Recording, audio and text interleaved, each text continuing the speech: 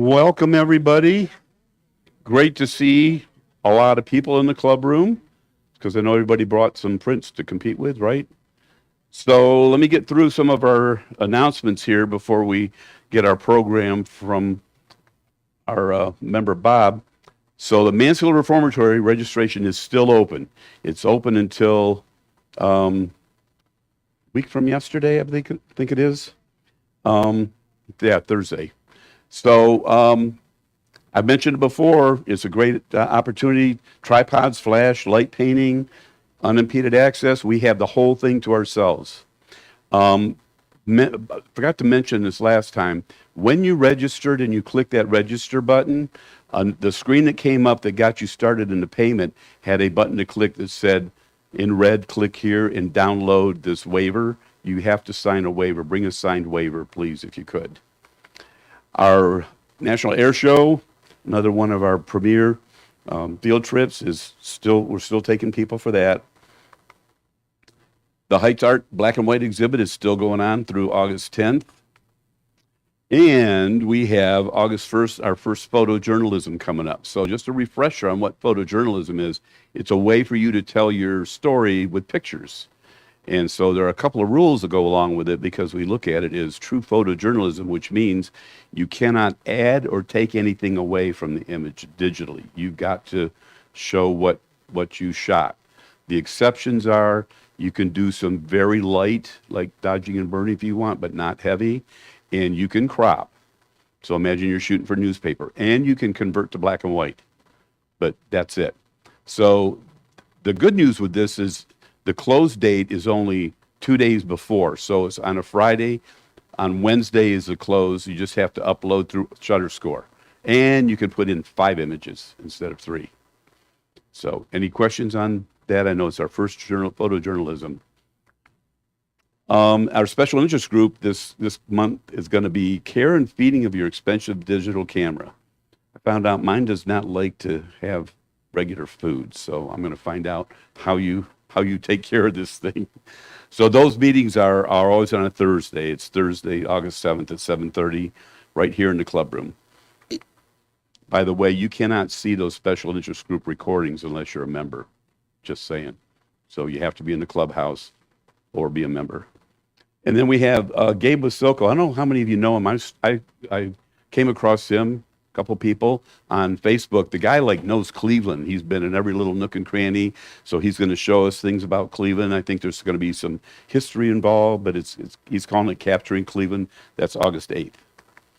Some of you still have some prints back there that you haven't picked up that we don't need anymore.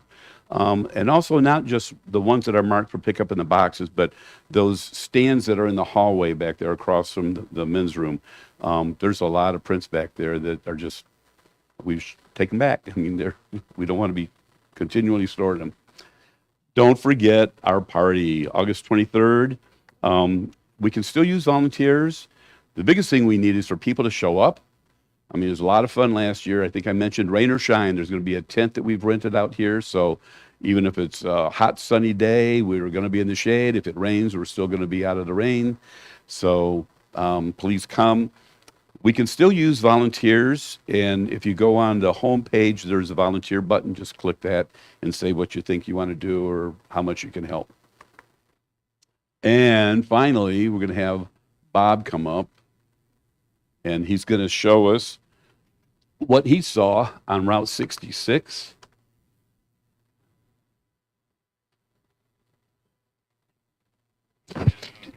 Did you want to use? I'm going to get the list.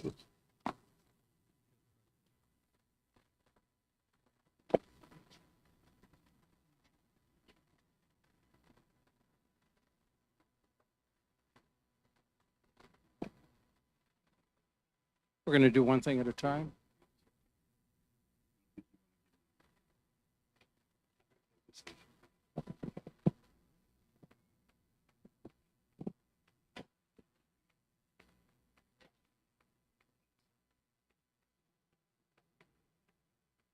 Hi, everybody. I'm Bob Kowaleski. I'm a nature photographer, and I'm going to do, pardon?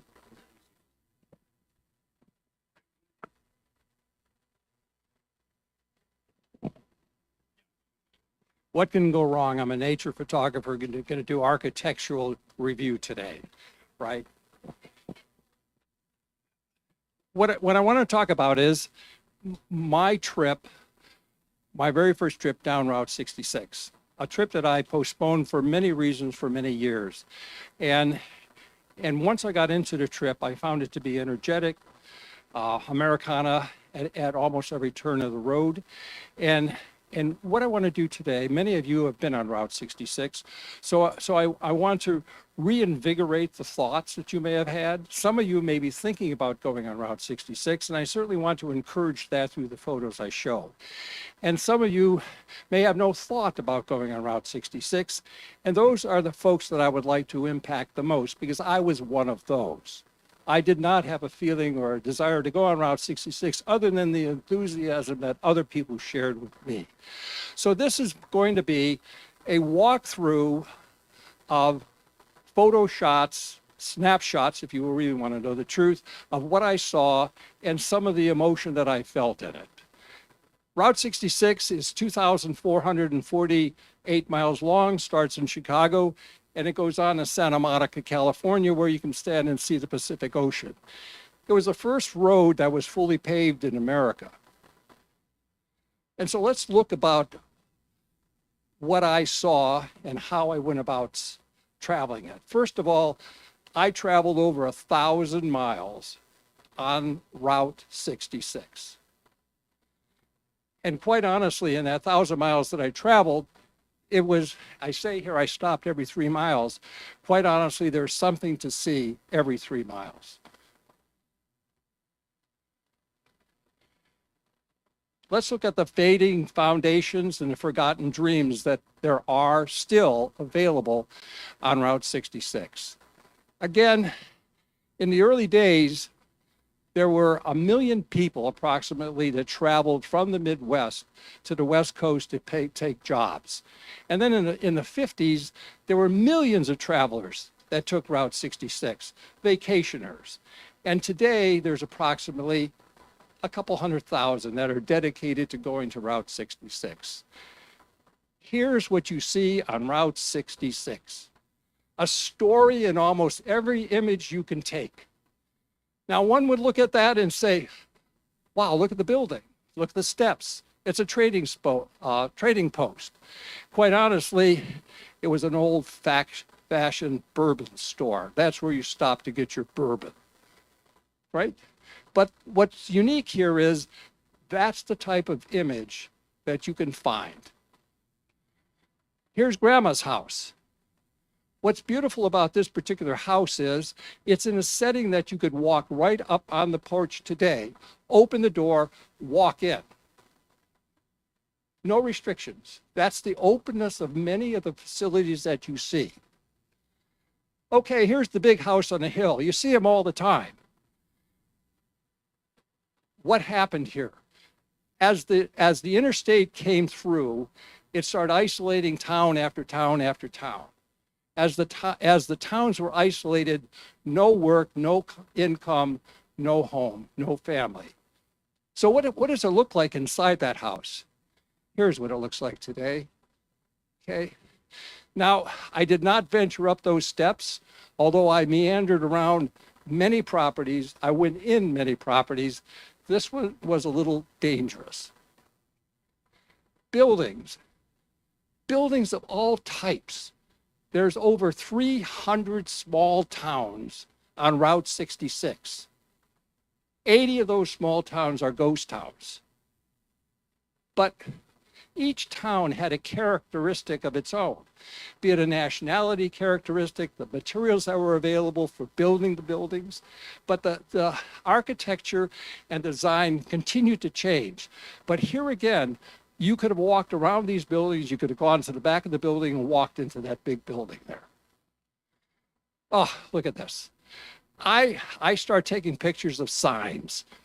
If you notice, well, let's see, how do I go backwards? Okay, right, let's see, Laser Bay. There it is, 1927. This was the Shamrock Court, a motel. Now the motel's gone, obviously. It's now a neighborhood. But the people throughout Route 66, they cherish the history of the route. They're amicable for your engagement with them. Certainly their properties, there are signs that say no trespassing. But again, it's better to beg forgiveness than not be able to take the photo, right? Here, what is this? This is a homesteader's home. You are in the kitchen. That's the kitchen table. There's the bedroom.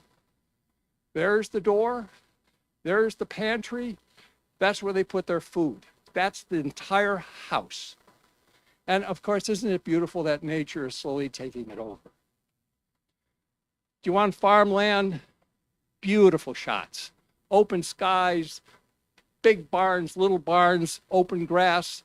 You could very easily walk to that property. What's this? A gas station. That's Route 66 in the back. And again, you could run any type of composition you want. You get 360 degrees available to you. You could go into that door right there. And if you take 3 steps, you fall into the basement, probably break both of your legs. Oh, look at this. Free TV. Can you believe that? Okay. The Cotton Bowl. I photographed every old motel that I came across, and there are many. Once again, and I'll show you a few of them, you have almost total and free access to these facilities. You can walk around the property. Some rooms were open. You could take pictures of toilets if you wanted, showers, whatever you could find. But it was just so much fun for me to take pictures of the signage.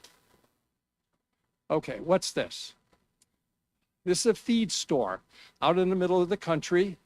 And again, an opportunity, a sign, a truck, a building full of stuff. Full of stuff. Tables, chairs, old farm equipment. Your opportunity for photography is absolutely endless. Gas stations. Now, I don't know how many of you remember gasoline at 26.9. I remember 26.9. Okay, there we go. I see some hands. Oh, there's more of them, right? But there are many gas stations. There are not many that I saw anyway, any place with the gas pumps. So that was kind of unique for me, and I tried to capture every series of photos I could when I saw that. Fun shots. Now here again, you could walk anywhere. You could walk all over this property. You could go to around the back. You could get into one of the storage areas. Oh, Tucumcari. Oh, what a fine thought. Look at that. They even give you the rats, right? $29, right? But here again, a large facility available to you, full access. The office was open. Well, there was no one there, but the office was open. You could take pictures of old desks, whatever was there. Well, for those of you who are flyers, look at there. Route 66 Motel. This is an active motel, and there are many of them along the route. And I would highly, highly, highly recommend, if you're on Route 66, you bird dog these places out. They're clean, they're neat, they're comfortable, they're safe, they're up to date, and the people are just so friendly and so happy in regards to helping you fulfill your journey. Look at that. There's one of our caretakers, right? Look at this. Clint Eastwood stayed here. What did that say? 1959. This is a biker motel, no cars. This is an active motel. Doesn't look that way, but this is an event place. Bikers come from all over that part of the country. They have their rodeos or rendezvous here. No cars. And it's a pretty testy little place. Okay, I can't even tell you where this is other than it's on Route 66. Look at that. Victory Bar. Signage. location, availability to go down in the basement where some of the old bar parts are, um, total access, just so unique though. Here's my signs again. Picture this. There was a grocery store, a motel, a gas station, full service everything in their day and age. And this is now what's left. A beautiful sign. Again, I take these signs because I love to try to feel the history and the understanding of what these people were able to do. Oh, here we go, Blue Water Inn, another inn. Around this particular inn, there were a number of old cars, pieces and parts of old cars, pieces and parts of old trucks. There was even an old bus back there. So again, I love the signage, I love the old buildings, and again, the availability for your photographic interests are limitless.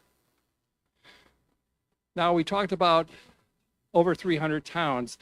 I couldn't have asked them to do a better job in regards to positioning that sign for my composition. What that says is, since 1904. So in 1904, this church was founded, or maybe even before that, and it's a small town. There's 4 houses here, okay? Now, we'll talk about this a little bit later, but there are ghost towns, and there are approximately 80 ghost towns along Route 66. There are ghost towns where only the ghosts live. Then there are ghost towns that the ghosts and people live. And then there are ghost towns that the ghost towns have barricaded the cities. And those are the ones that you can't access easily off the road. You have to walk to, but there's 80 of them. This is one of those ghost towns where the ghosts are there and there's 1 or 2 people living there also. Tiny little town, 4 houses. This was really an interesting morning for me. The sun was just breaking, just casting that beautiful spell on the church, crossroads of Highway 119 and Route 66. And this is what you see so much of when you're out in the country. Beautiful compositions in regards to old buildings, the surroundings. It's also emotionally impactful from the standpoint of what people did and how they prepared themselves in regards to how they lived 75, 85 years ago. Look at this. Built-in water, in-house plumbing. There it is. Now, would you imagine doing that? Now, obviously, this is where they started, this family. Built more. Then they had in-house plumbing. I did not go up these stairs. It looked a little dangerous to me. But again, all the equipment around here, around the back, great photo opportunities. Look at this, another motel. New owners. A new investment went in, okay? I chatted with these people. I wouldn't recommend this particular motel for a year or so, right? But they're dedicated. They're going to completely revamp it. Young couple. Did you remember that water mill, that windmill that we just saw? And you see them all over the countryside. This is the windmill guy's workshop. This is the guy that builds them. He pulls maintenance on them, and this is where he works.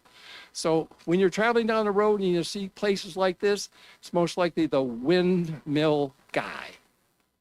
Hot Rod Haven.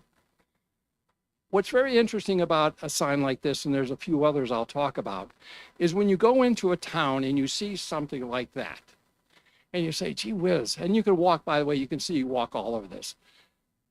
And you say, tell me a little bit about this. You go on Google, you say, Google, I'm in whatever city it is. I'm looking at Hot Rod Haven, tell me about it. And it's amazing how the stories come out. Who they were, what they did, how they did it. Kind of a review of history. But these are interesting shots, and places like this are scattered throughout the areas that I travel. Oh, look at this. Look at that. Oh, I gotta go backwards. Okay, old gas pumps, right? Newer gas pumps, another gas station. This building was put up in 1930. 66 super service station. Behind here is the feed store. There was some old equipment in there, but as you can see again, you could walk anywhere you wanted. You could take any series of photos you wanted. You could be there day or night. And by the way, when I speak about day or night, I took photos at almost every hour of the day. I never felt unsafe. Never at any point. I felt comfortable. The people were very, very informative, very warm. Actually, a few times they were asking me if I was lost. And I obviously was lost, right? But again, that's very important, because when you stay along Route 66, and you stay in the towns, you're 5 minutes from your photo spot. You're not traveling for hours to see the sun come up. You're walking down the street and taking a photo. So you're just always near and dear to your photo spot. Okay, neon lights. David Bush put a presentation on about maybe a year and a half ago on Route 66, and he talked about night photography and neon sign photography. Now, I've never done any of that, none at all. And so that was one of my objectives. And at one time, there were over 2,000 neon signs throughout Route 66. And what I want to stop here and just call out my daughter, so you know she's the one that put all this data together and put the presentation together for me. And if it wasn't for her, I wouldn't be here looking so technically savvy, right? So a shout out to my daughter. Right. Thank you. Here's my first night and my first neon sign photograph. Now, this is in Cuba. This is the Wagon Wheel Motel. And many of the signs, by the way, they don't work 100%. But after I went around the city and took a number of photos, it was dark enough. I came back, I set up my tripod. I spent an hour learning how to take the picture. And I started with high ISO, and I did all kinds of shutter speeds and apertures and everything else. And then it became pretty simple. ISO 400, f8, and I adjusted my shutter speed. So I finally got what I thought to be a reasonably good picture. And then I experimented in regards to getting my starbursts. So I felt good about capturing my first neon sign shot, and away I went. Here's one of the, I don't want to say iconic spots, but one of the spots that people try to photograph. And again, there's nothing wrong with having friends near and dear to you.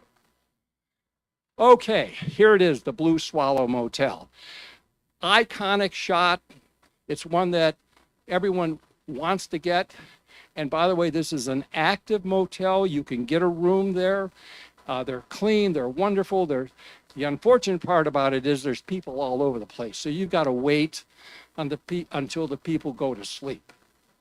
When the people go to sleep, you have an opportunity to take the photograph. But again, it's the old Buick, okay? The shot. I just found this to be a rather joyous kind of moment in regards to being able to capture this. Here it is, Kingman, Arizona, the visitor center, a beautiful place full of data and information. Across the street from here, there's old locomotives, there's murals, and by the way, you can pull your car right here and take any kind of picture you want. And during the day, people are going through there just continuously. That's Mega Homer right there.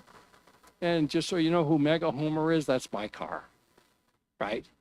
I did not pull Mega Homer in because I was fearful, because I was wandering around here. I was fearful that someone would want to have their photo, and I didn't want to cause them any difficulty. Okay, the heart of Kingman, that's a diner back there. And by the way, there are diners everywhere along the road. You want a root beer float?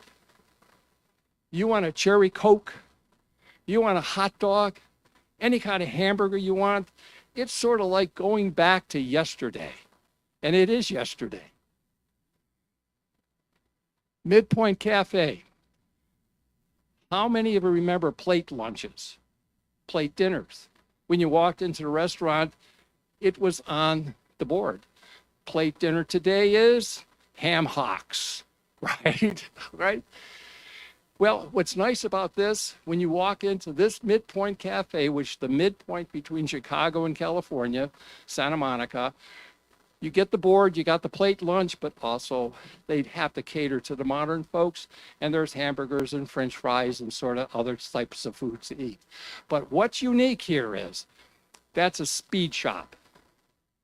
In that speed shop, you got to stop in there for those of us who are wrenchers and just look at what they're building.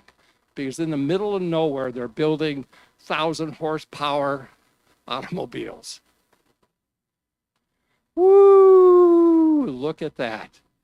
Now, if this is not a journey in photography, okay, Guinness World of Records. Look at the largest display of milkshakes, hot dogs, hamburgers, ice cream, whatever you want. Unfortunately for me, this was like 7 o'clock in the morning and that no one was there. So I was fortunate enough to get a photograph here. And when my daughter and I travel across country coming later in the year, this is where we're having lunch, right? The human touch, murals, signs, hand-painted memories, everything that's left behind. But it's not only left behind. Murals are being painted every day. The local artists are continuing to bring the history of Route 66 to life through the murals that they're preparing. And don't forget, there were a lot of movies made on Route 66. Cars, Easy Rider, even a TV series. Here's a mural. Obviously, it's a mural. And it's beautiful. This was in Cuba, which is known as the Mural City on Route 66. And the mural itself is breathtaking and wonderful. This is an active shoe store. And at night, they bring this cardboard character into the scene. Now look at that picture. Without that guy there, it's a completely different picture. But the character that it brings in regards to the composition with him just adds a little flavor of let's say, attention to detail. Here's the kind of murals you'll see everywhere. Just the history of where you're at, where you're coming from, and where you're going. These are all local artists that are painting these. Okay, here's another point. And this was an interesting composition for me, but who is Heather Dawn? Born in 1974, obviously passed away 2010. Once again, you want to know the story, you go to Google and you ask Google, tell me about Heather Dawn. Beautiful story, by the way. So here we go. I leave you to carry this from where I am, this message to everyone. Love your friend, Sam. Not all murals tell a happy story. Again, depends on your perspective. Here's a story. Sarah left this world to go home, and I journeyed further all on my own. My voyage was long and quite lonely too, but I needed to stay here to tell it to you. So if you see Sarah, please tell her hello and tell her I miss her and still need her so. So you want to learn more about the Sarah story? There it is. You Google it, and it's a fabulous story. Just, it'll warm your heart. Well, I'm not a big graffiti guy, but I learned to appreciate graffiti in a different way, different level too. Here's a full service, I would have to say probably a 75-year-old gas station or rest area. There's the cafe, here's the gas pumps, here's the store, here's all the trinket spots. And as you can see, it's not only full of graffiti, very, very photogenic, but also you have the ability to walk in any one of these buildings, take any type of photography you want. You could even climb up on the roof if you chose to do that. This is one of my favorite shots of graffiti. I spent a lot of time here. In some of the blogs and things, they recommend not going there because the people who are doing the graffiti and the things that they do besides graffiti, they say it's a little risky. I went during the day, so I didn't feel threatened at all, and I wasn't threatened at all. But it's amazing how they did all of this. And the depth and the breadth and the coloration. I deeply appreciated the graffiti because it seems to be in places where graffiti would be appropriate on Route 66. Again, more graffiti, more scenes. Look at this. Well, it's, someone certainly had a sense of humor, and it's beautiful. Okay, here's where you can go to the post office, you could buy beer, and if you're bad, you go to jail. There's the jail right there. Cars, cows, and Cadillacs. Okay, what does this mean? Let me show you. Okay, as I talked earlier, there were over 300 small towns. In the early days, you traveled 35 to 45 miles an hour. In all the towns, you went 25 miles an hour. Wow. Then the V8s came in. Look at that, you went all the way up to 65 miles an hour. In the 1,000 miles that I traveled on Route 66, I probably averaged 45 miles an hour. I took my time, I enjoyed what I saw. I tried to envision what 1 million people saw for the first time when they were traveling from the Midwest to Southern California. I love chaos. I know judges don't particularly care for chaos. I love chaos. This is one photo that I just love because it's just full of chaos. There's chaos everywhere. And again, if you want cars, there are cars everywhere. And I mean everywhere. I was hopeful that I'd be able to come back here, which I did, but the lights weren't on at night. So I could not get a night photo. Oh, that mean old wolf. He huffed and he puffed and he blew our house down, right? Again, I tried to make stories as I went along, I was making stories about what I saw. And again, that was my story, the mean old wolf, right? Cadillacs. Here, again, I don't remember if the doors were open on that or not, but the doors were open on these buildings. So you could have gone into these buildings and there was all kinds of stuff inside. You could have taken a lot of different kind of compositions, inside and out. Old cars again. Okay, here's where I stayed my very first night. This was the wagon wheel. Okay, the reason I put this in is because, one, it has a car. Number two, it's Standard Oil. And that's the room that I stayed in. And once again, clean, neat, no issues, very safe. The proprietor was just a lovely, lovely lady, and just a history buff in regards to Route 66. Old trucks, old, I would call it yellow iron, but in this case, green iron. Look at that, baling wire holding this old truck together. Wow, now that's an old truck. That's got to be 100 years old, maybe, huh? I wanted to bring this guy home, but he was cemented down. I couldn't get him in the car. Couldn't you imagine that could be right out in front as a welcoming gesture to all of our club members? Black and white. Again, photographing any hour of the day or night. High noon is a great time with clear skies to do black and white, which I rather enjoy, and I'm learning how to do better as I go in my own creative way. Here's something to be pointing out. Again, we talked about ghost towns. Here are the ghost towns. So there's 80 of them. You can pick the states, and I have a book up here on all the ghost towns. So there's books available, there's blogs available. I would be extremely careful in regards to spending a lot of time until you know where you're going and appreciate what you're going to see. Because I went to some ghost towns and that's all there were foundations. Okay. A homestead. This is a home.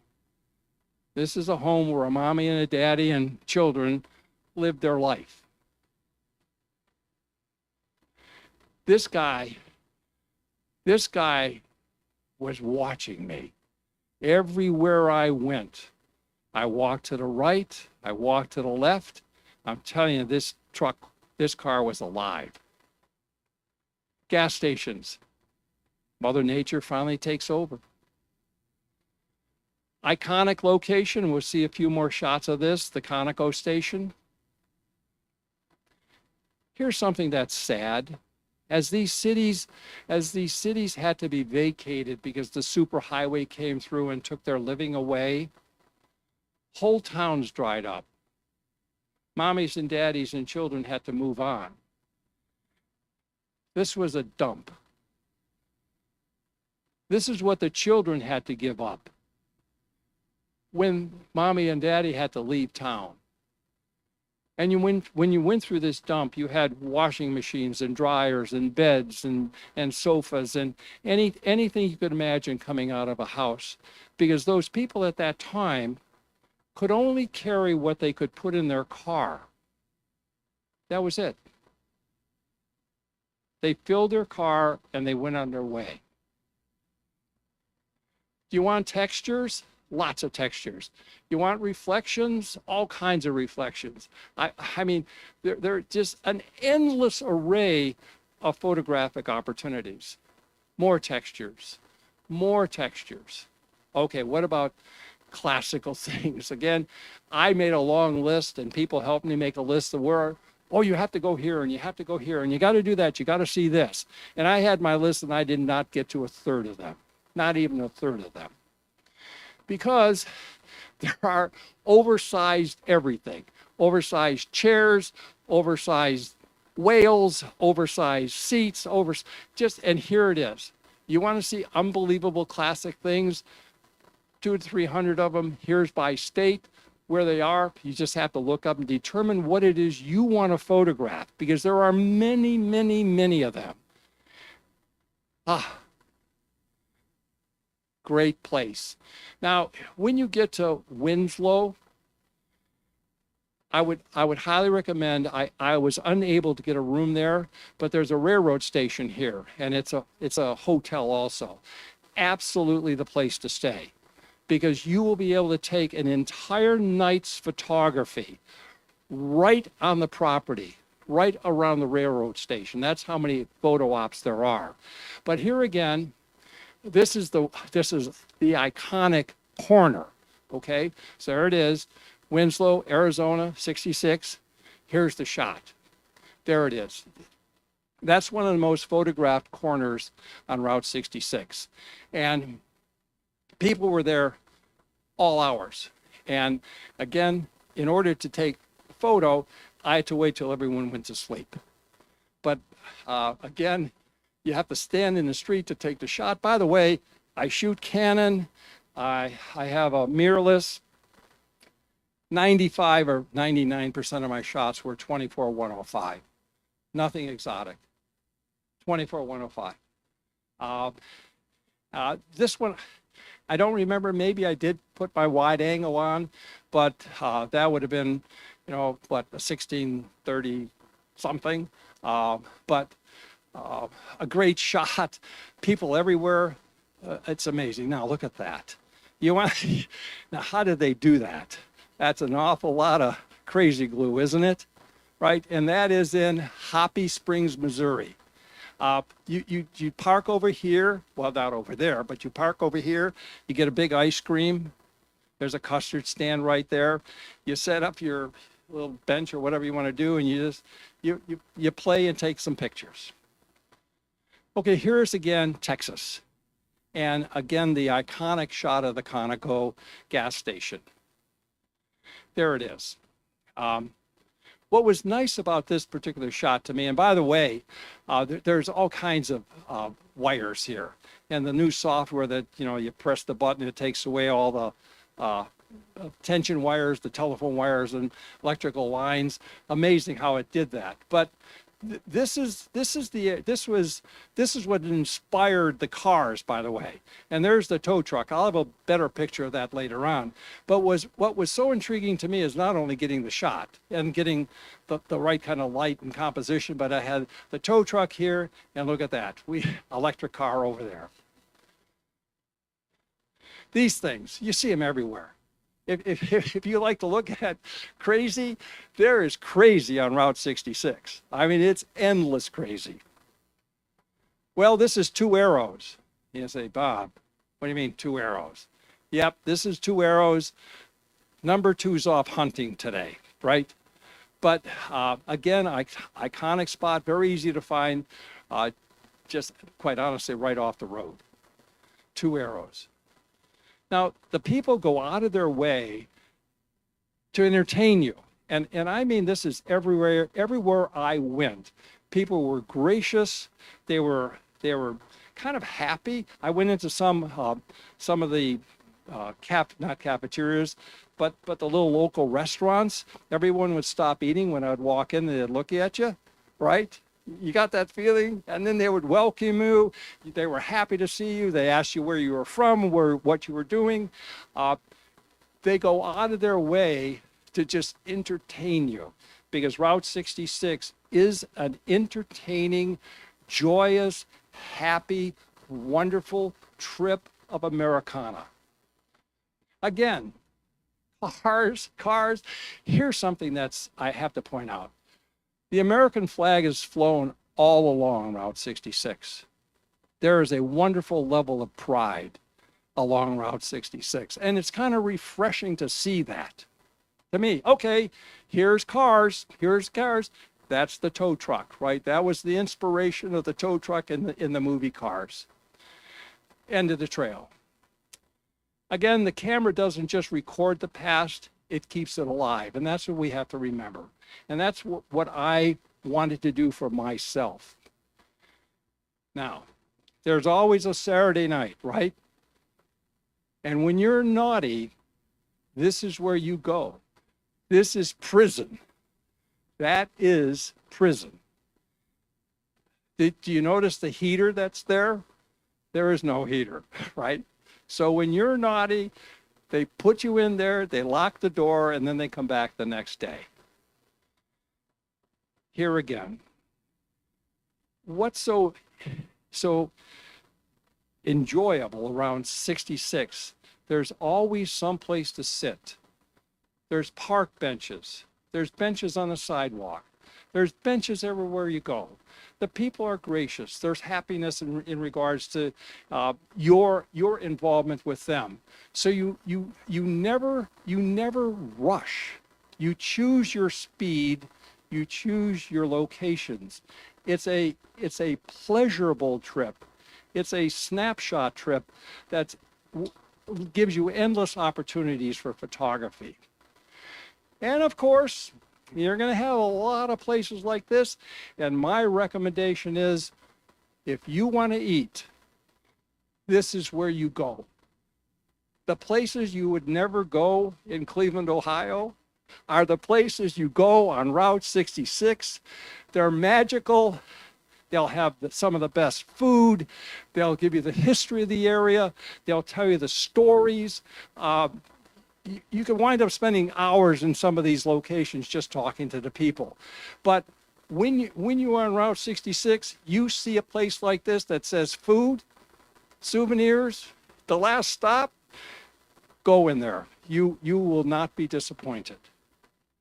Now, again, This was interesting to me because it was something I didn't realize. As I said before, there was 2,448 miles to Route 66. Today, right now, at this very moment, there's 2,100 miles available for you to travel on. And I always thought that there were just dabs, pieces, and parts scattered around the states. But no, there's 2,100 miles. There's 240 towns that you can visit. There's 80 ghost towns that you can travel through. It's an endless journey, right? And when you read about it, when you read about Route 66 and you go on the blogs, you'll find out that there's Route 66 groupies. I'm becoming a Route 66 groupie, right? Now, there are a lot of books available. You cannot take the trip without maps, because even though there's 2,100 miles of Route 66 available to you, it's not contiguous. Far from being contiguous. And sometimes, in my particular case, it happened more often than I would like to admit, you wound up at a dead end because you would have missed a turn, right? And I would recommend a navigator, right, or two. And this is the book, and I have a copy of it up here. This is the book that I found to be the best available. They're available through bookstores. Amazon has them also if you want to buy a new one. But here it is. It has every road, every junction, every recommendation to what to see and where to go along the road. And it has the binder back on it, so you can open it up, put it on your seat, and it doesn't close on you. Okay, I guess this is what I have to say. Thank you for riding along with me. I enjoyed the trip. I'll answer any questions you may have. Yes. Okay, Cadillac Ranch. Okay, I drove by. There's two car ranches in that area. There's the small car, and I was going east to west, and I'm not sure what quote unquote small cars are, but they were there, and Cadillac Ranch was on the other side of the road. I did not stop at either one, and here's why. They looked tacky to me. I hate to say it. They looked tacky to me. I didn't stop. They looked tacky to me, and it wasn't invigorating to me. I guess I should have, just for the sake of saying I was at Cadillac Ranch, but they're right on the road. I mean you just stop and walk off. Yeah. Yes, full of spray painting. Correct. Yes. Out of gas. Never. And here's why. Although you're on Route 66, Route 40 parallels Route 66 for the most part.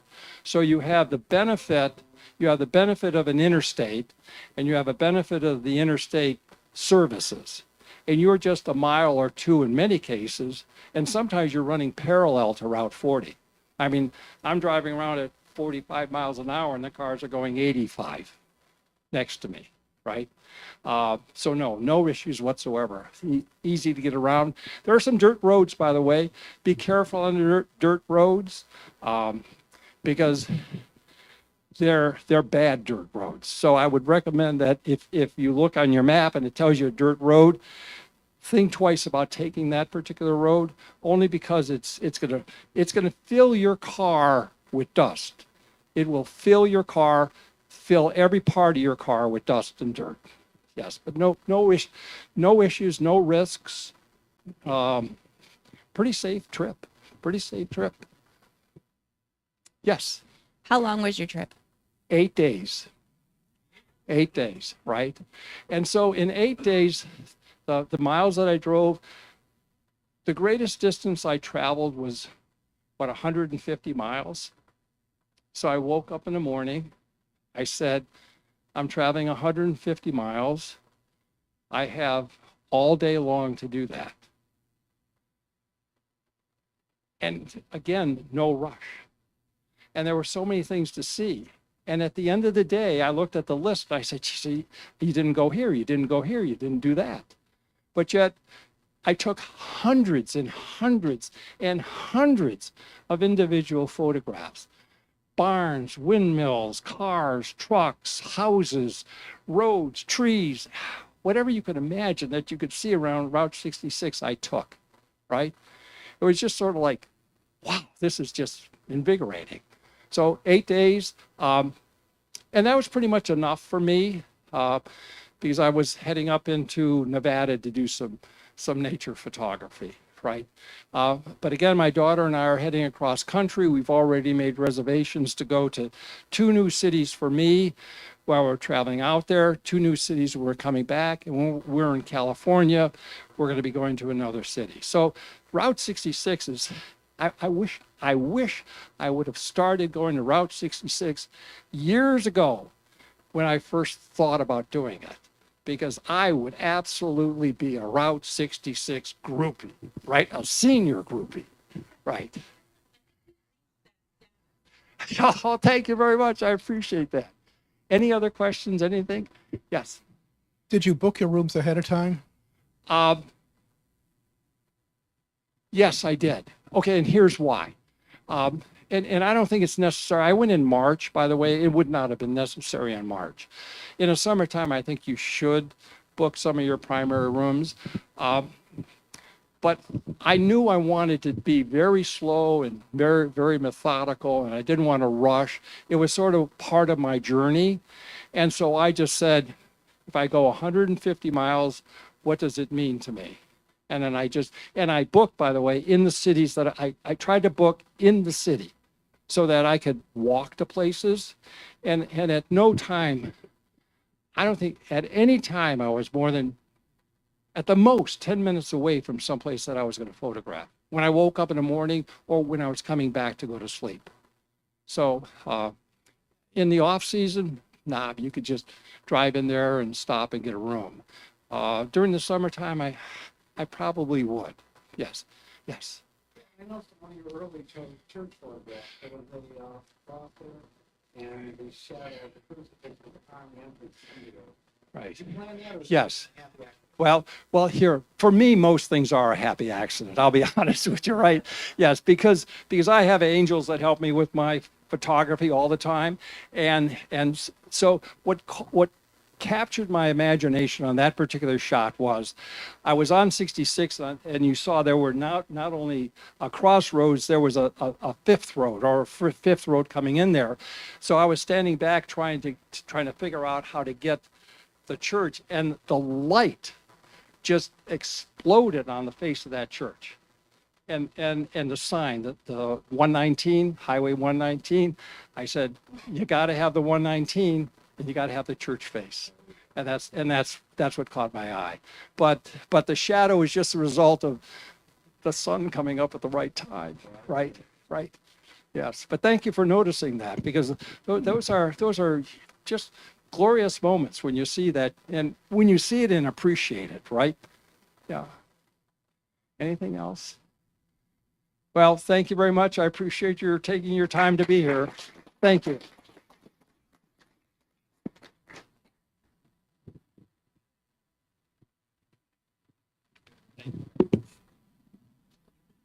And we'll take a break until the judges get out here.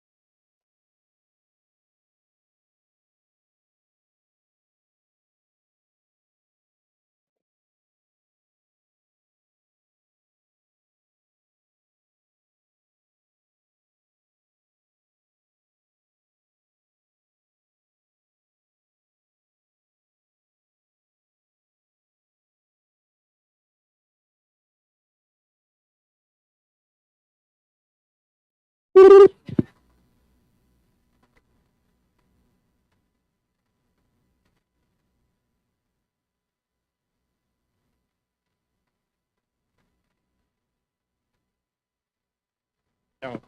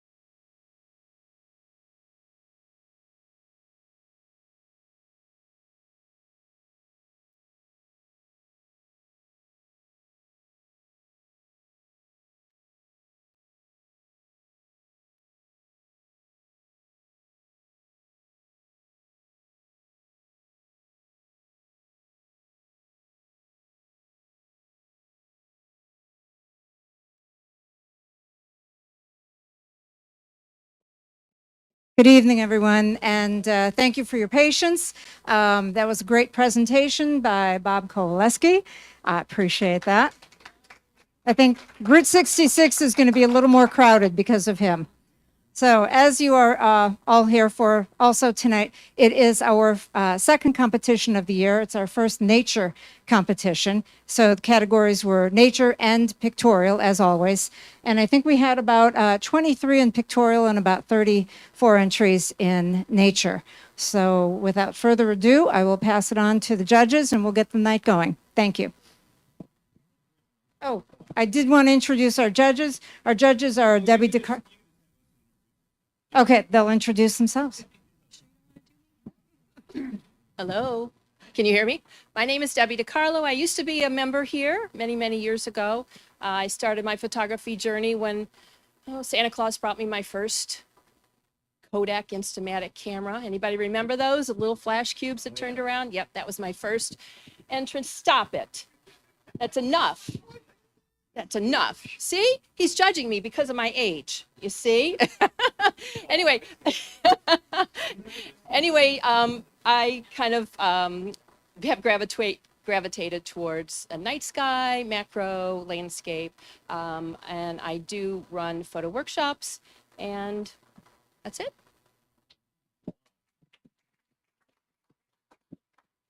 Hi, I'm Enzo Adams.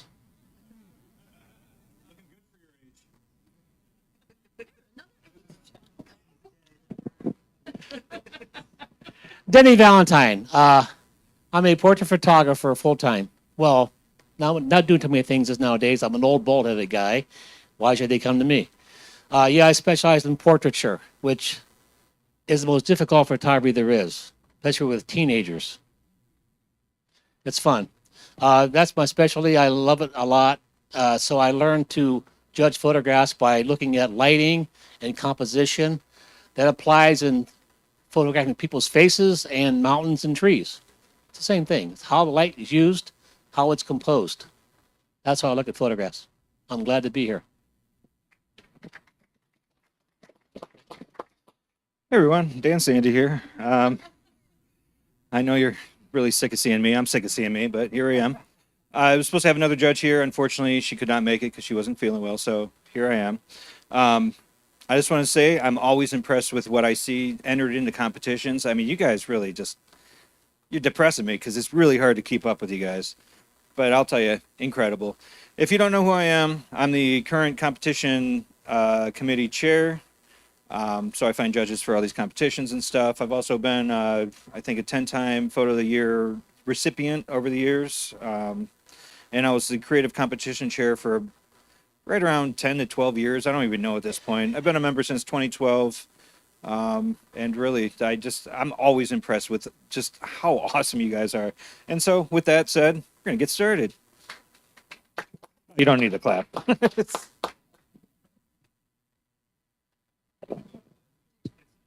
on now? Okay. So this is a really, really beautiful gray and black and white photograph of maybe an egret or something like that on a log. I really like this image. The composition is well done. It's nicely, technically it's spot on. It's a little flat in my mind. I would have liked just a little pop of maybe a little bit more white in the bird, but honestly, it's a beautiful image. The image is called A Moment of Peace by Chris Goff, 22 points.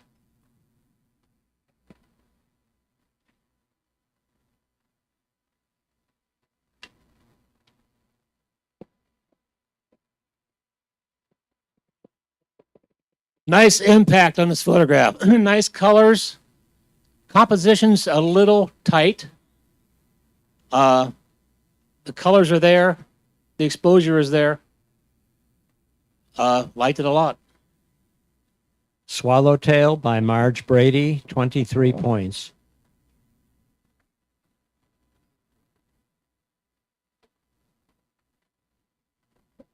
Oh yeah, one thing I wanted to mention: when you're entering images, just make sure that you put the tag in the top left corner on the back. The reason I bring this up, there were several images, including the last one, where we kind of struggled because where the placement wasn't actually where the artist intended the viewage to be, or the angle, if that makes any sense. So just be mindful of that top left corner when you're putting a label on the back. Anyway, I believe this is Antelope Canyon or something of the like out in Utah. It's just gorgeous. I love how the arch kind of frames the image. The only thing that really, only critique I really have about it is the exposure of some of those rocks, mainly right in the center. They're a little bright, and so they kind of draw my attention from the rest of the image. Overall, great though. Antelope Canyon Sandstone by Kent Hill, 23 points.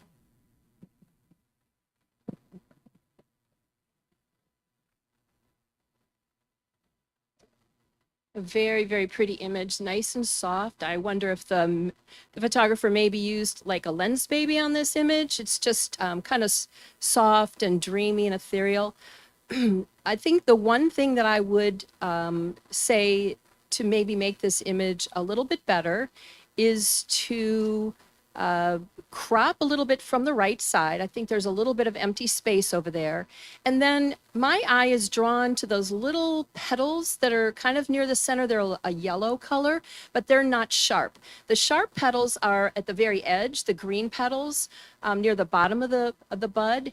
And I think that's a little misplaced. I think if they were sharp in those yellow petals, it would have been a little more pleasing to my eye. Right now, I have like a little bit of, I don't know, I'm struggling to find the sweet spot.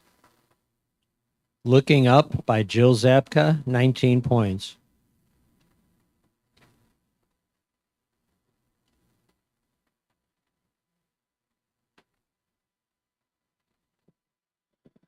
Love the image a lot. Nice and sharp.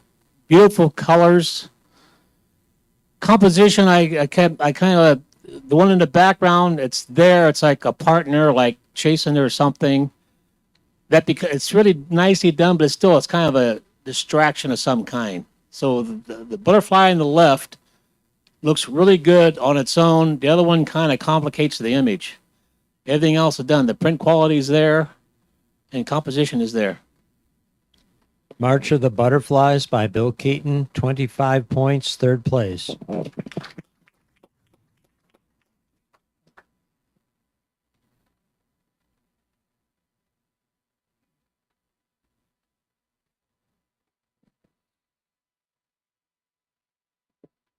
This is a beautiful image. I did struggle though. I do like the details in the rocks. I did struggle with the exposure a bit though.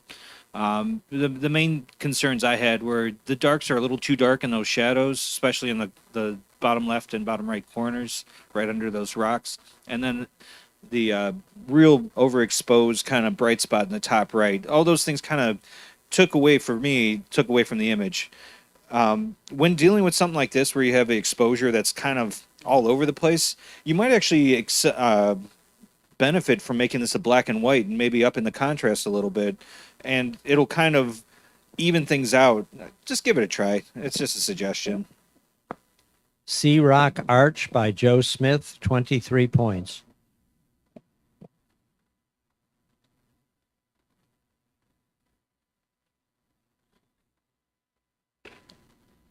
Beautiful sky, sunset or sunrise, it doesn't matter. The colors were beautiful. The leading line of the water, little ponds or whatever those little puddles of water might be, with the color in those puddles of water, really, really beautiful. I did struggle a little bit with the vegetation on the left and right side. And I think it's the vegetation on the left side is kind of on the soft side.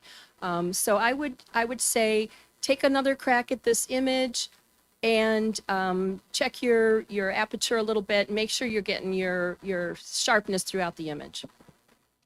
After the Storm by Kent Hill, 19 points.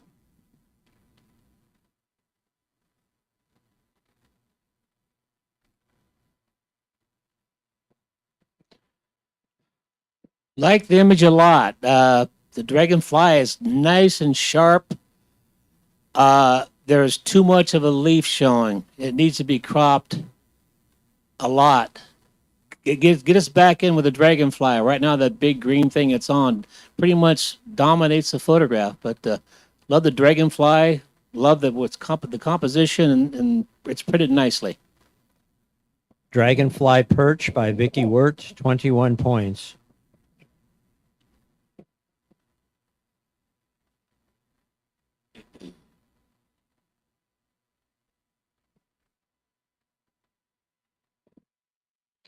It's another beautiful flower.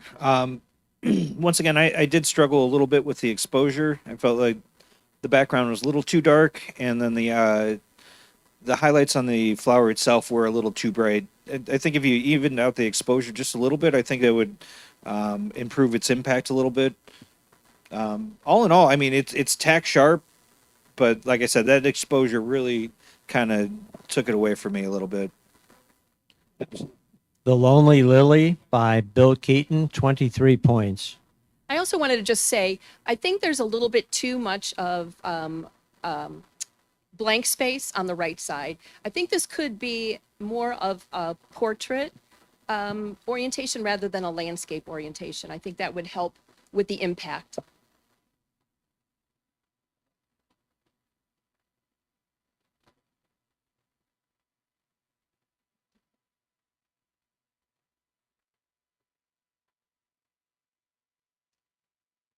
This was just kind of blew me away a little bit when we saw this in the judging room. Everything is sharp. It's just as sharp as you want it to be. The leaves or the stem are just kind of softened in the backdrop. The colors of the iris are just stunning. My only critique on this would be that it's extremely tight. I just want a little more breathing room on both sides. I think you've got it perfect up and down, top to bottom is a perfect amount of space, but right to left is just a little too tight. Geauga Lake Iris by Marge Brady, 22 points.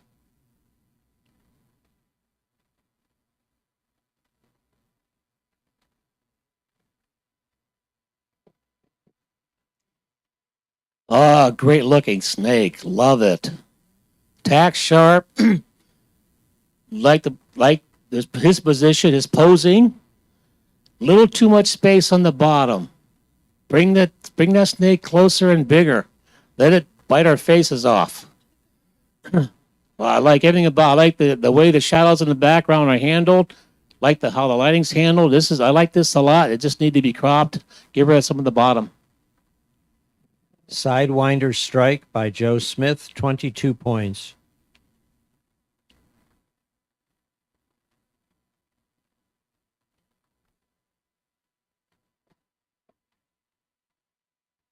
It is a beautiful image. Once again, tack sharp. I mean, obviously there is a little blur in the wings from movement, but that's to be expected. But all in all, the composition works well. The exposure's done well. It's tack sharp all throughout that flower, and you have a nice separation between the foreground and the background. I think it's really well done. Hummingbird Clear Wing Moth by Vicky Wirt, a perfect score of 27 points. First place.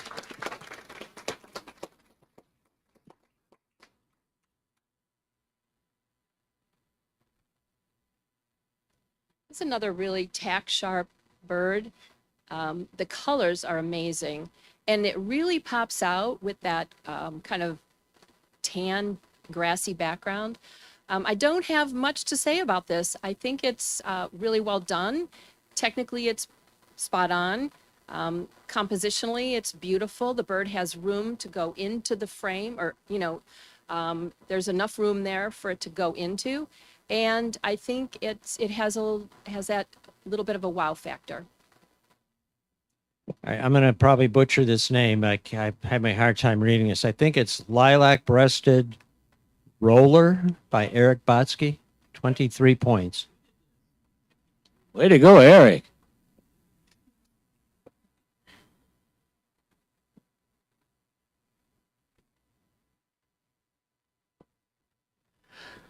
Like the image. It's nice and sharp. I like the colors.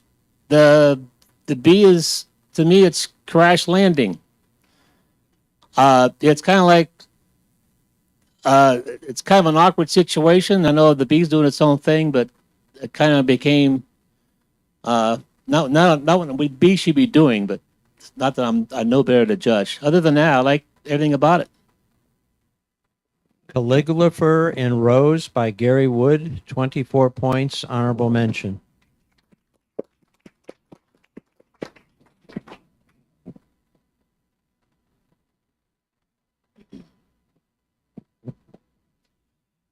This is a nice image of a frog, but I did struggle a little bit in a couple areas. I guess I struggle a lot, but let's get past that. So first off, I do think the exposure needs a little work, just because the black parts of that frog really just kind of, you lose the detail a little bit. Secondly, I think the color cast is a little off. It seems like it's a little too yellowy. And maybe that's just me. I feel like there should be some more blues or something in there to. I don't know. Something about that lighting just doesn't seem quite right to me. And then the other thing, and I'm sorry, I'm not trying to pile that on you here. I do think it's a nice image, but I also do feel that subject matter is a little too centered. If you have it off to the right a little bit, and you give them a little bit more room to move into, I think you'll gain a little more impact, and then you'll also kind of get a leading line kind of following the frog down to the bottom corner, bottom right corner. But keep on shooting, keep it going. Golfo Dolce Poison Dart Frog by Belinda Prince, 22 points.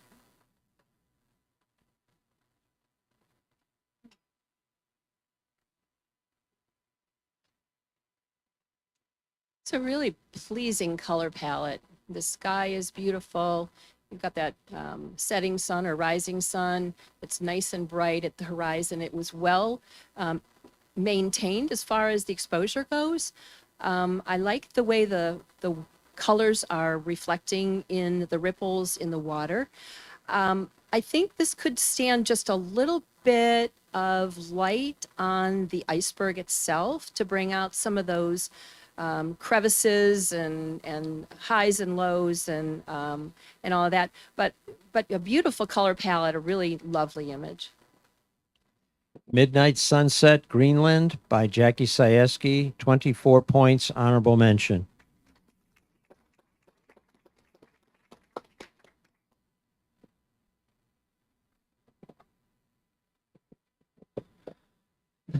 Very nice, nice colors, nice image. composed pretty well. The butterflies a little bit lost. It's there, but the flowers kind of run the image in a way or so. Other than that, I liked it. Black Swallowtail on Milkweed by Benjamin Williams, 20 points.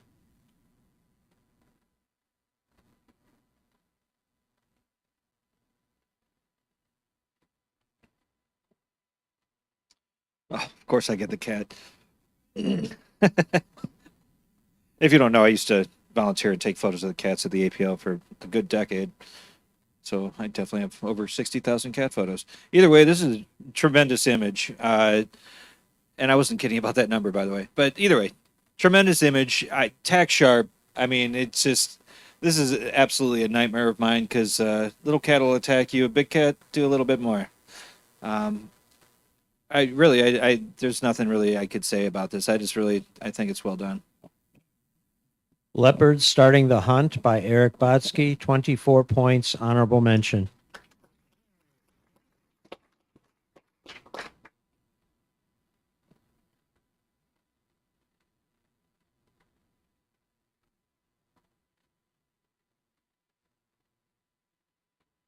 Right place, right time. I don't know if you can see it, but there's a fish in the talons too, which is pretty spectacular. And the splash of water really makes this for me. I'll tell you what I've seen over the years of looking at bird photographs. It's all in the tilt of the head and where the beak is. And for some reason, maybe this is a juvenile or maybe a teenager eagle, so he still has some brown on his head. His beak is lost in there for some reason. I don't know if you could have maybe dodged that beak a little bit and brought it out and maybe made it a little yellower. And I don't know if you can do that with nature competition. Can you? No, bad judge, bad judge. Bad. I won't be invited back. Sorry, guys. But I really love this image. I think it's got so much power. Those wings, the way the feathers are curved up, as you know, it's flying and it's flying fast. Absolutely stunning image, and you were at the right place, right time. Really great job. Right of the Wild by Bob Kowaleski, 26 points, second place.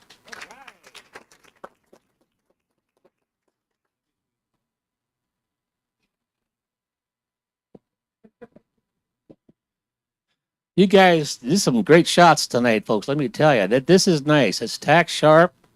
Don't know what it is. Sunflower. Oh, okay. See, I don't know my flowers.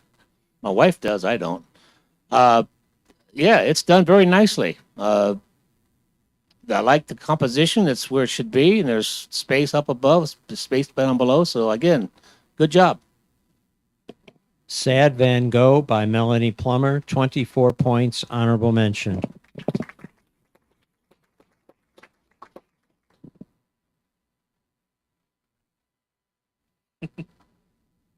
Another phenomenal image. God, man, you guys just kill me. Don't you have anything better to do than just take photos? I mean, what the heck? Yeah, I know. Stop taking such good photos. This really just, like I said, it's just phenomenal. You really captured a great moment. People love the rule of threes. You always have three subject matter. Not always, but apparently three is better than even numbers. Either way. One critique would be that the exposure on the one bird that's being fed is a little hot. But outside of that, I think this is really well done. You may have been able to crop in a little bit, maybe take a little off the top, but that's just nitpicking at that point. The Feeding by Donna Schneider, 25 points, third place.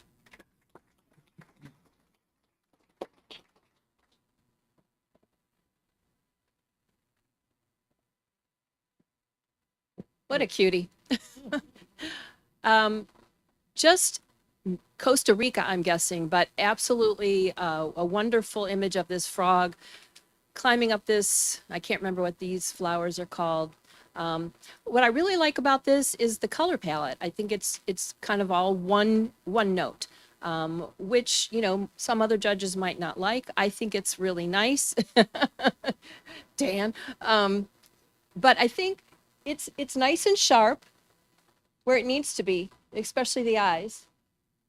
It's got little hands, it looks like, or whatever. I really like this image. Hang On, Froggy, Hang On by Belinda Prince, 23 points.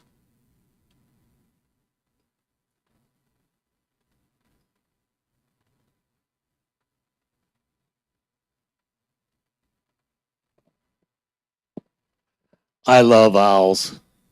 They are so cool. All the detail in the feathers are beautiful. Uh,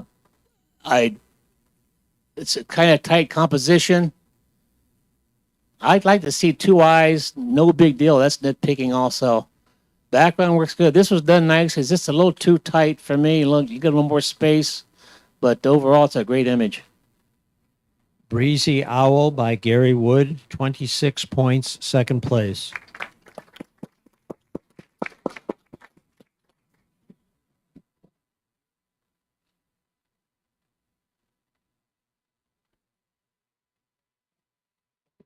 Another beautiful image. I scored this really high. I think it's very impactful. Love the leading line from that branch it's standing on. The exposure you probably could darken the chin a little bit on that right side of the face. But outside of that, maybe consider cropping in just a little bit. I don't know if you need the web and kind of a little bit blurry of the branch in the bottom right corner. And I think if you bring it up from the bottom a little bit and from the right a little bit, I think you'll have a really solid image. Tree Sparrow by Brad Rubensaw, 23 points.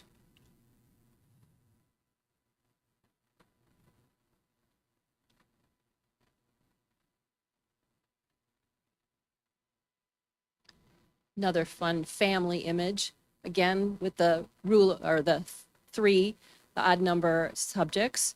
Really nice sky.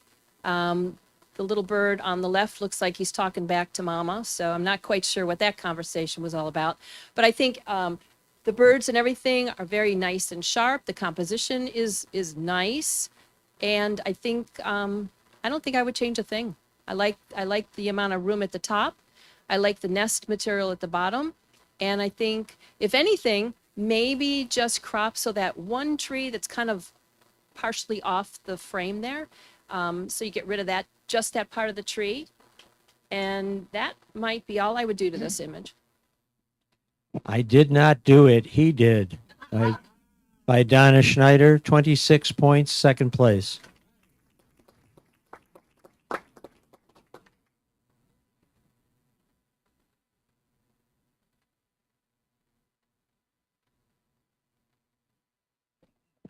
All right. This is almost frightening. Great job. It's wow, what's wrong with this? Composition, it's maybe a little tight. Not really. I like it. Like the expression on the fish, like look out. Very well done. Love the image. The Fisherman by Brad Rubensaw, 26 points, second place. There was definitely a Mr. Bill reference in the judging room when this came up. If you don't know what that is, look it up. Another beautiful landscape. Yeah, I mean, I think it's great. I don't know if the foreground really adds to the image that much, just because it's a little more subdued versus the vibrant colors of the mountain or the rock in the background, and just those beautiful colors of the sky. But outside of that, I think the exposure's well done. It's sharp. Like I said, it's just the foreground's a little, I don't know, it's a little distracting to me. I don't know if it adds as much, but well done. Sunset at Easter Butte by Bob Kowaleski, 23 points.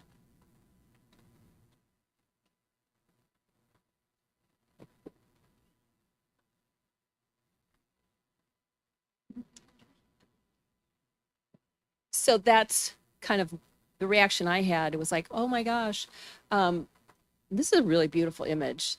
I think the exposure is spot on. Maybe just a tad bit more light on the face of the walrus. It's a walrus, right? But man, the mountain in the background, the low clouds that are obscuring the top of the mountain, the water, the textures. Even though the face of the walrus is more dead center, it doesn't bother me one bit. I think it's just a lovely image. And was this the paper that we really liked? So at some point at the end of this, I would love to know what kind of paper the photographer used on this beautiful paper. Rooted to Nature by Keith Marchand, 25 points, third place.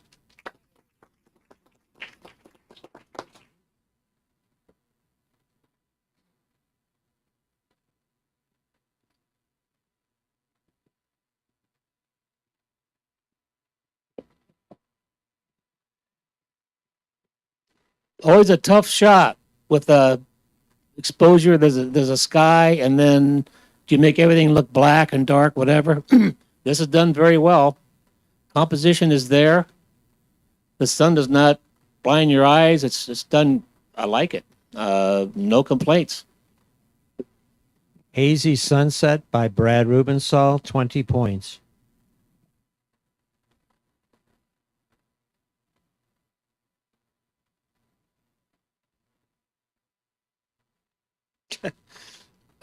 All right, getting the cats again.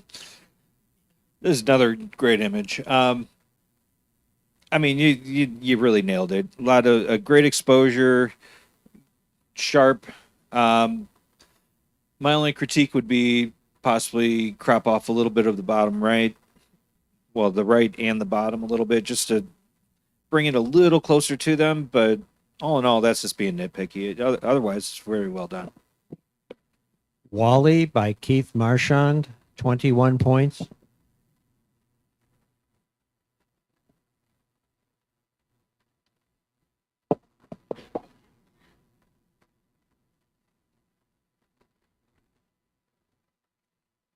So butterfly shots are pretty hard to get. I have found they flit and they fly and they never let you get close enough. This is a lovely butterfly. I think the exposure was just a little too much. The leaf that the butterfly is on is a little too hot. So to combat that, if that's how you took it and that was your only shot, I would crop up from the bottom, because honestly, that part of the bright leaf is not really adding to this photograph at all. And I would maybe even crop a little bit from the right side. But the butterfly itself was nice and sharp. And other than the exposure problem, I think it's a nice image. Butterfly on Leaf by Susan Bestel, 17 points.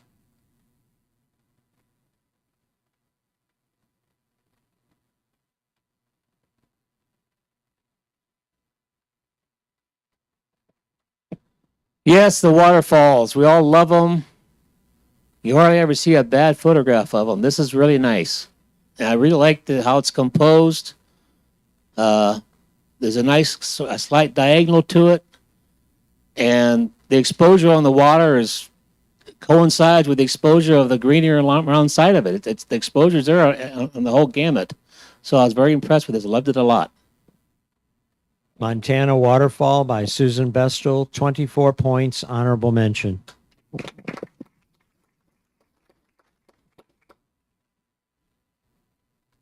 That ends the nature portion. Now we'll be doing pictorial.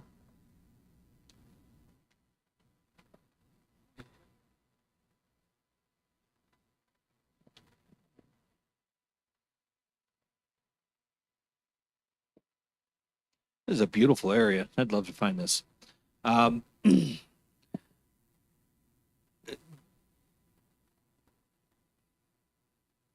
No, it's the right image. I'm just trying to compose an image here. Compose a critique, not an image of the image.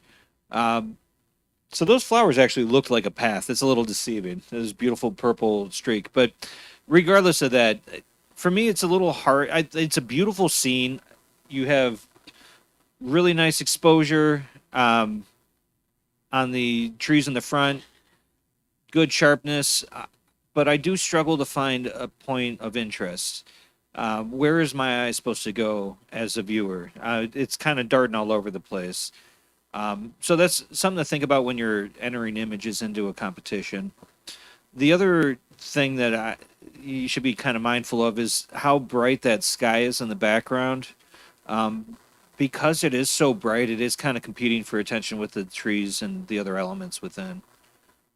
So I'm trying to think of a constructive feedback on this, and really I'm kind of struggling, and that's just my bad, not yours. I would fool around with cropping and see if you could find something where you could really utilize those leading lines, because you do have leading lines from that path down the center, and through some of those trees. And so if you try to like think of that when you're kind of processing, I think it might get a little more impact in the image. The other thing is possibly crop off a little bit of that right in the bottom right corner. Is a little purple thing that I think is a little distracting as well. Into the Aspen Forest by Kent Hill, 20 points. You know what I would say about that is when I first saw this image, I thought that was fog in the background. And then I realized when I looked at it a little longer that it's sky. So if the photographer would have maybe crouched down and gotten closer to the ground and maybe eliminated a lot of that white and just got those beautiful, I think they're birch or aspens or birch or whatever trees, because that's really what this image is. The story is being told by this beautiful bark on these trees. So maybe take a couple different shots and frame it a little bit differently, because I think this is these trees are gorgeous. Yeah, definitely has the elements. I'm sorry. Okay. Oh, okay. So I really love this image. The water is really beautifully captured. You've got the whitewash, you got the soft waves, the water itself is really dark, and then you've got the sun that looks like it's been low. It's probably low in the sky, and it's hitting the bank really nicely, and it's hitting the lighthouse really nicely. So the image itself is beautiful, but and I can't figure out why I have this like disconnect with it. And maybe it just needs to be cropped differently. And instead of having so much water to the lower left corner, maybe crop this or shoot this in a portrait orientation. I'm not quite sure, and getting lower to the water, or waiting until those waves are breaking closer to the shore so you don't have as much kind of empty space there. But I mean, the time of day that you took this is beautiful time of day, and the light on the water and the light on the lighthouse is really beautiful. Just fool around a little bit with composition. Headlands Surf Lighthouse by Dave Korosek, 22 points.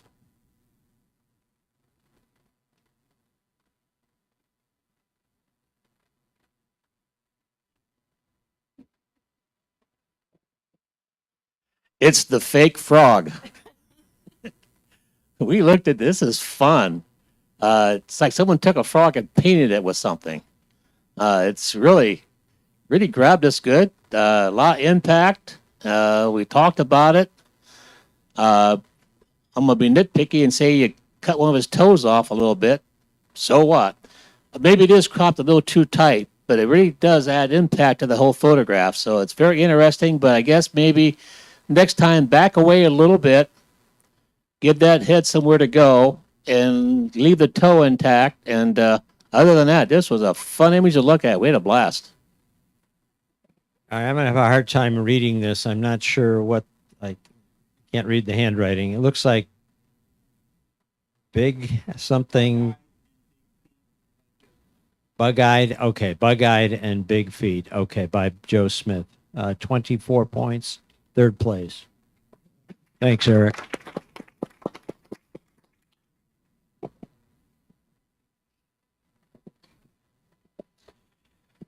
The eternal love story of a man and his camel. I love this this portrait in the street. It definitely seems like a kind of a candid shot as you're roaming. I'm going to say Cuba or something like, or Cuba.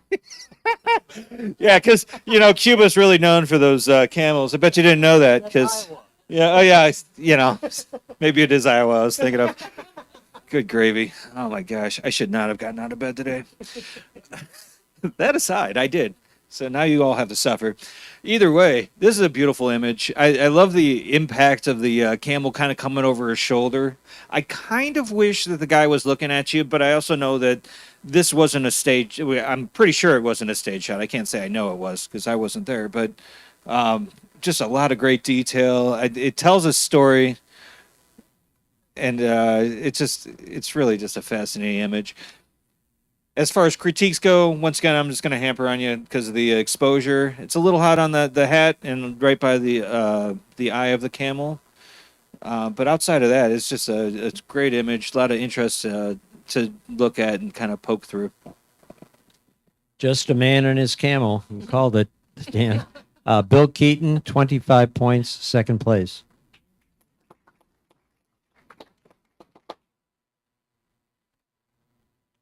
Well, this looked like a lot of fun.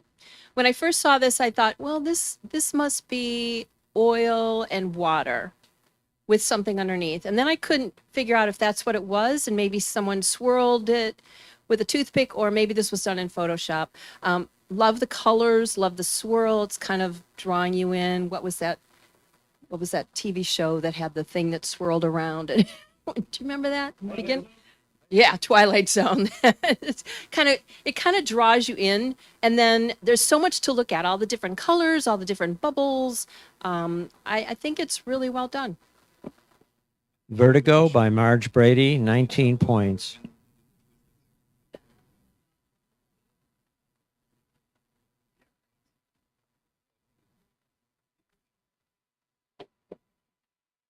This is really nice, guys. I like that. Looks like easy to do. This is hard to do. Don't know what you did to it. The hot spots on the church in the back, they're acceptable. They're not blown away to nothing. There's something there if you look for it. The depth, lights on both sides, very well done, and it's got a greenish tone to it. I don't care. The church in the back has a natural look to itself. I love the whole image. If I may, before you. So this is a beautiful image. One thing I would recommend is when you're doing night shots like this, maybe bring a flashlight with you, do a little light painting. Had you done a little light painting on the left and right sides of the street, not so much that you would blow out the Rainbow Road kind of leading to the church, but if you just did a little light painting, like in the gutters and stuff, I think it would have added a little more impact. You would have gained a little more leading lines from those elements that you can't currently see, because unfortunately what you're really seeing a lot of is that path. So just take that into account. Light painting, night photography is really fun, and it can be very difficult as well. Just takes a lot of fooling around. But like I said, just get a camera or a flashlight out there and just kind of paint some of that stuff for a second or so, and I think you'll really be impressed with how much it changes that image. Iceland Rainbow Road by Dave Korosek, 22 points.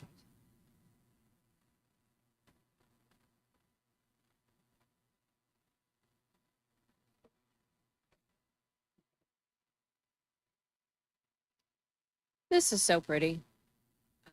The color palette is just so pleasing.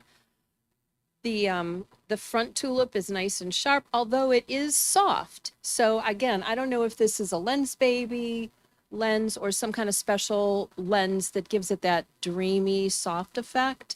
But I think there's nice sharpness, especially in that leaf to the right. Some blurred out bokeh colors in the background. It kind of stands alone right there, front and center. Pleasing image, pleasing colors.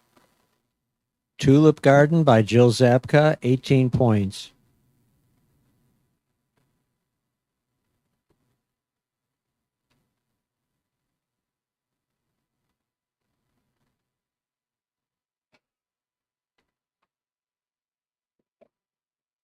My neighbor. Nice image. Very well done. Good exposure. Sky looks nice. I wouldn't change the composition. There's detail in the shadows. And we discovered something on the left-hand side of the photograph. No big deal. Little mystery to us. We like mysteries, though. So that's it. Harvest Memories by Dennis Wirt, 21 points. If you're wondering about the mystery, there was like a high tension wire on the left side, right above the ground, or at least some lines that kind of look like they were. This is just a really impressive shot. I assume this is Iceland as well. Norway? Is it Norway? I don't know where it is. We'll find out eventually, so we're not going to even worry about that. Either way, I don't get out much. I really need to get out more. Either way, this is an incredible shot. Impactful. Once again, great exposure, focus. I mean, it's just sharp. The only thing I would suggest is maybe pulling out a little bit, give a little more room to that mountain in the background. But man, I just love the shot. Just for you, Dan, this is Norway, yeah. Norway Fishing Huts by Dave Korosek, 23 points.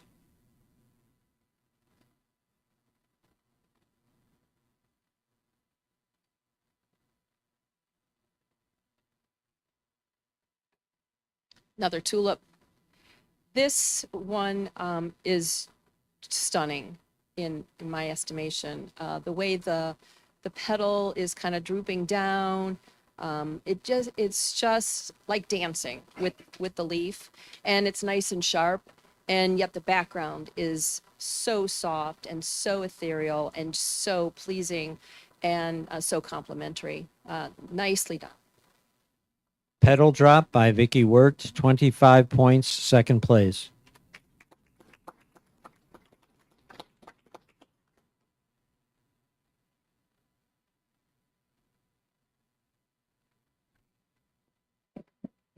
Ah, it's the calamari, or whatever you call it. This is cool. That sun is really big. Must have been a 2,000 millimeter lens. My God. Yeah, the sun's very big, but most of the time, that kind of a sun just blows things away, but it was handled very well. Yeah, it's a center composition, fine with me. Maybe a little less sky up top. That's being nitpicky, but very good job on this. Sunrise in Ambassay by Eric Batz. I'm sorry, what is it? Ambaselli. Okay, thank you. By Eric Batsky, 24 points, third place. All right. What lens is that, Eric?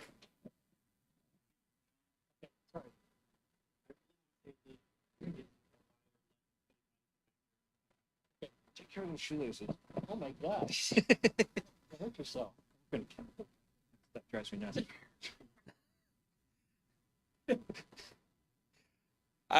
There are a lot of great features in this that really you just want to explore. Once again, I really do love this image, but that exposure is a little too bright for my taste.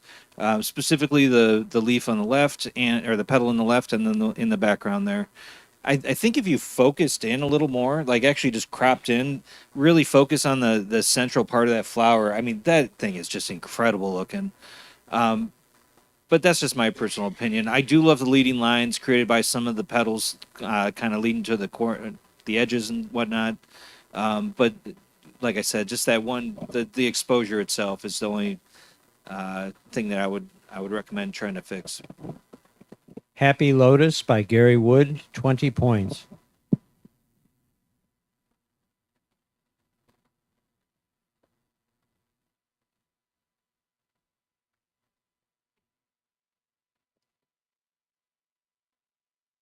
Is this Iceland? Broadview Heights. This, oh yeah, you're right. Cuyahoga Valley. This is a beautiful image. I really, really, I looked at this for a long, long time. I love the way the grasses kind of curve around, give you, a leading line. You've got some green grass, you've got some tan colored grass over there off in the distance. You've got the windmills and the reflections in the water. The sky is perfectly handled, exposed beautifully. I really love this image. I don't think I would change a thing. Kinderdijk Windmills by Dennis Wirtz, 25 points, second place.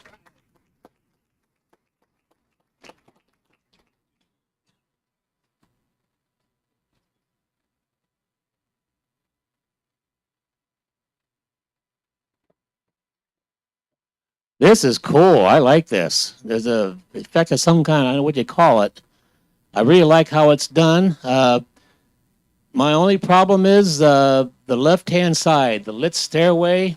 It pretty much dominates the whole image. It takes away from all the action with the kid cutting the guy's hair. Crop that whole left off, and this is a high-scoring photograph. Everything on the right-hand side, the reflection, you can maybe take a little bit of the right-hand side off, but that's it. The left-hand side just kind of takes away from what's going on. Otherwise, I love this. The Barber Shop by Jackie Sieski, 23 points.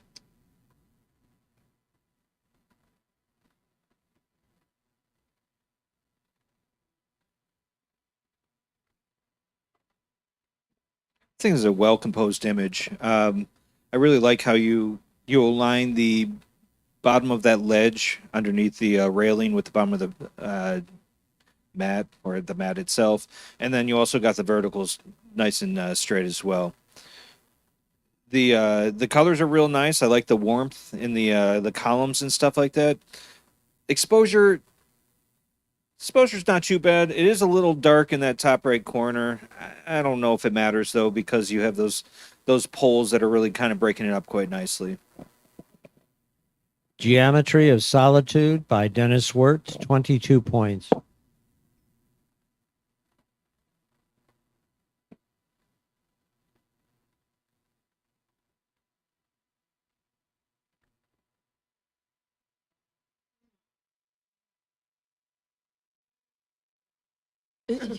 So this is a very cool image. I like the way the train is coming into the scene. There's enough room in front of it for it to, kind of travel in. You've got a little bit of a frame around the side, the right side with the trees and the leaves and so forth. It feels a little dark to me. It feels like it needs a lot more exposure. And because the train is kind of getting lost in that bridge, and then the trees are getting lost with the mountain behind there. The other little nitpick thing that I have is that you've got a white sky up in that upper right corner, which is very distracting. As humans, our eyes always go to the brightest thing in a photograph, and that's the brightest thing, and that's where my eye keeps going. I would say crop this down. Don't include so much of the mountain, because the train is the story of this photograph. So maybe use a little bit longer lens or crop so you see the train framed with the green trees on that bridge and the little bit of water. Train Through Harper's Ferry by Benjamin Williams, 21 points.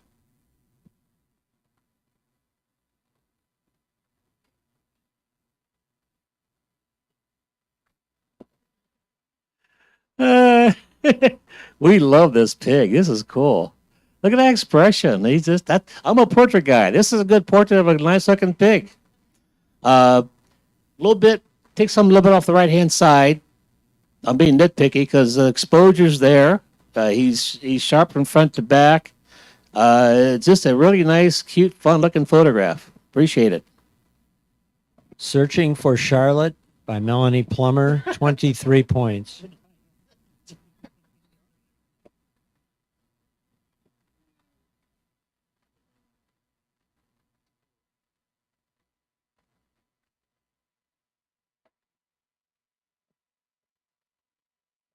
It's just a kaleidoscope of colors. I mean, great leading lines, great exposure. The mountains are a little bit brighter than I'd like compared to the rest of the image, specifically on the right side and the left side, kind of in the clouds a little bit there. But outside of that, I think this is a really well done image. I'm a little torn by the foreground, but that's just me being me. So that means nothing. I love that little island in the sun, right in the water there as well. It's just this must have been an absolutely incredible place to be taking this shot. I'm very jealous. Wild Goose Island by Bob Kowaleski, 22 points. So I also love this image. I love the time of day that it was taken because you've got that beautiful, soft sun reflecting in the water and on the top of the mountain. I'm wondering though, and you can't tell from the screen that you guys are looking at, but if you look at the photograph itself, the bottom part, the trees are very flat. And at this time of day, with the sun coming over, it's got to be low in the sky to be on the mountain like that. I would expect there to be more shadows in those trees. And there are no shadows. So I'm wondering if someone boosted up the shadows in Photoshop, it just makes the trees look a little flat. But otherwise, this is a stunning image.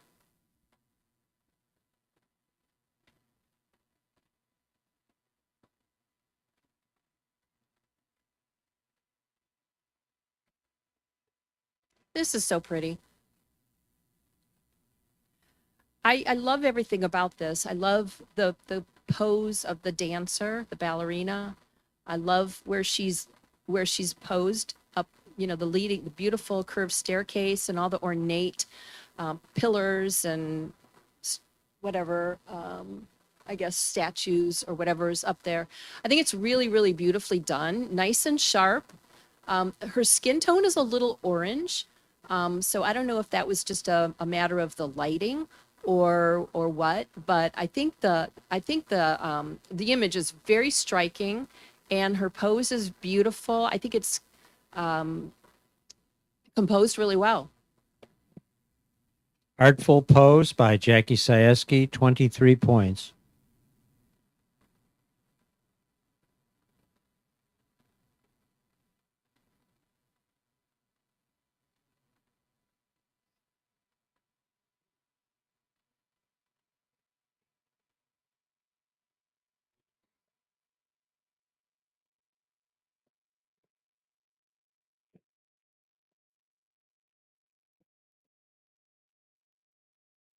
Oh, the hummingbirds. If you get a picture of one hummingbird, you're amazing. It's insane.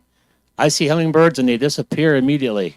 The fact that you compose a photograph and the hummingbird is nice and sharp with a little bit of movement on the wings, the composition is great, maybe a little tight at the top. If you can get a photograph of a hummingbird, I love you. Good job. Nice image. Violet's Saber Wing by Donna Schneider, 26 points, first place. Get a Bluetooth speaker, play hummingbird sounds through it, and it'll actually draw hummingbirds. I've done it. Somebody mentored this.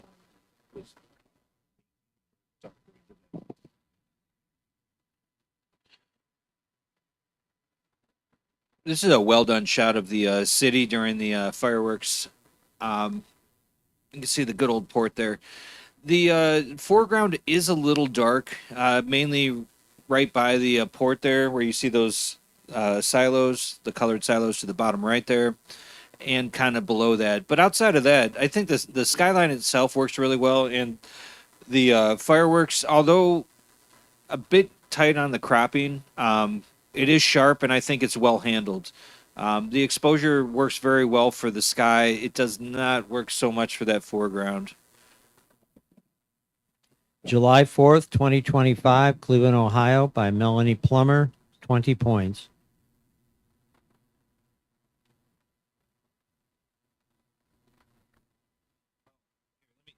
So real quick, so this was originally entered into the nature competition. If the artist is here, we did switch it over based on the fact that it looked like you did some kind of Photoshop technique. If you look to the right side, it's kind of those kind of swirls and stuff. It's not natural. And so with nature, you can't do any like filters or anything like that. So because of that, we had to switch it over. The next image also was switched over as well because it had contrails in the sky. And if it's in nature, you can't have any hand-to-man. Unfortunately, these are rules set well before I started as competition chair. contrails are, from the planes, because planes are made by humans, that is considered hand of man. So unfortunately, we did transfer them over. So if you're curious why you didn't see these in nature, we unfortunately did have to move them over to pictorial, but you do still get the score and the points. This is a really beautiful image, and the color palette is just so darn pleasing. That flower, I don't know what kind of flower this is, but you got the little water droplets and those little the stamens, the little orangey things, just pistils. I don't know. All I know is it's the softness on the edges of the petals. The bokeh, the colors in the background, everything works really, really well together. And then that top, the upper left petal that's kind of curved over just gives it a little more personality. Blue by Jill Zabka, 25 points, second place.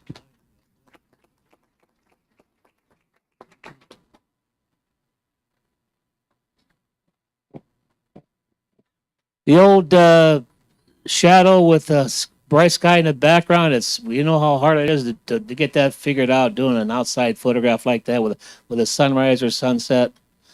The logs just a little too dark. I can't see, I need to see the texture of that wood and the sand. It's hard to see. It's really not even there.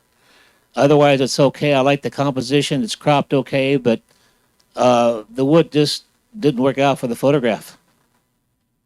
Sunset on Lake Erie by Benjamin Williams, 17 points.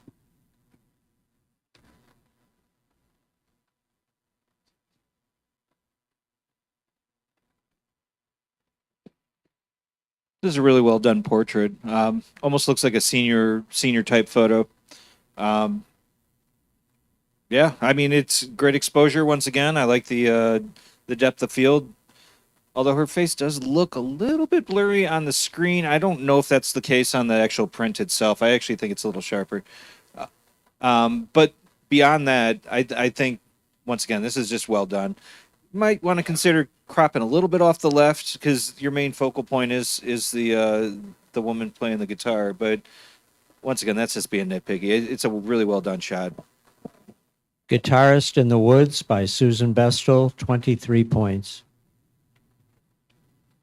And that concludes our competition. And I want to thank everybody for competing. Thank you for coming. Congratulations to Vicky for a perfect score. Especially thank you for the judges. Without you, we wouldn't have a competition. And thanks for Catherine Kengott for filling in and coordinating things tonight. Guys, have a good evening. Thanks for coming.